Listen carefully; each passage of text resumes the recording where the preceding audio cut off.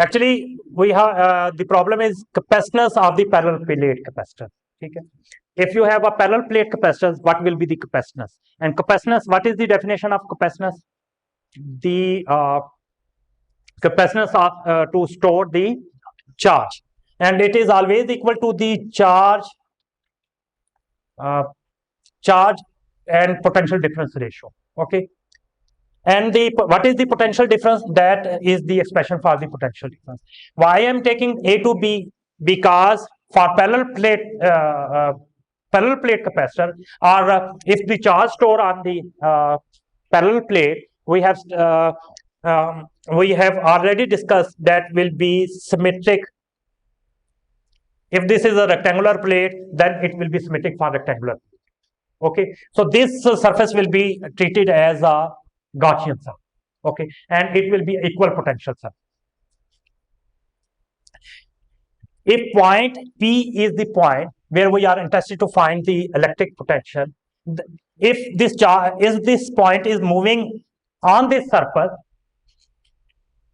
anywhere on this surface, the motion for this, if the point P is moving on this surface, there will be change in potential will be a zero, because this surface will be treated as a equal potential surface, and this will be a symmetric, rectangular symmetric. So that's because this rectangular surface is symmetric, this electric field is symmetric according to rectangular surface.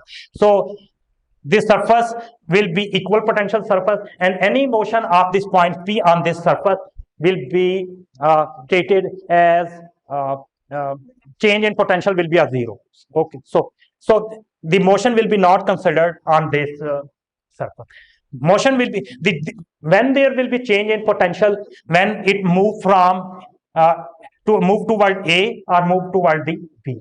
So we have to consider the motion of point P to find the potential difference from A to B.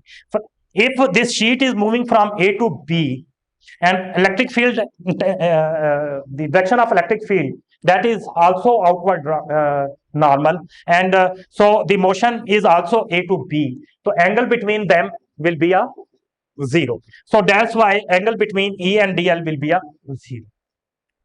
And motion will be A to B. So that's why we have applied the limit A to B, and E dot DL, magnitude of first vector, magnitude of second vector, cos of 0, that will be a 1, and you will get E dot DL.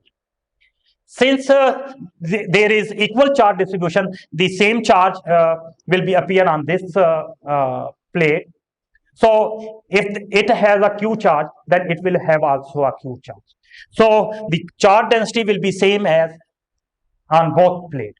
So that's why electric field due to S1, this sheet, and electric field due to this sheet S2 will be the same. So that's why the electric field due to S1, this is electric density due to electric field due to S2, because surface density are the same. We will add, and this will be the result. Okay. So potential difference, what will be the potential difference when we apply the potential difference? Okay. So this is the uniform equal charge distributed. So this is constant. This value is constant because medium is the same. So it will come out of the sign of the integration, and integration will be applied. This D will be cancelled with this integration. So you will get the L. Okay.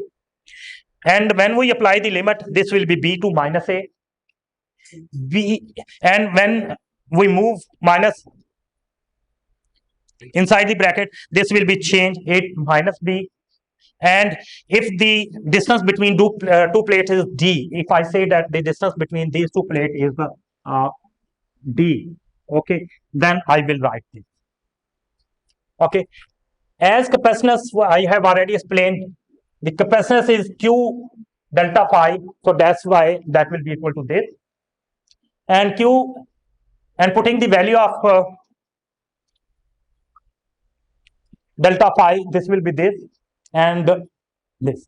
As we know that the charge is distributed on the sheet, and the sheet is a surface, so we have to consider the surface charge density. This is not linear charge density, so that will be Q will be surface charge density multiplied by area. Okay, so when we put this value of q here, then this sigma will be cancelled with this, and this will be your result, and this will be the capacitance due to the parallel plate sheets. And the charge, this electric field will be, please be noted, this electric field will be produced due to the charge on this sheet as well as on the this sheet.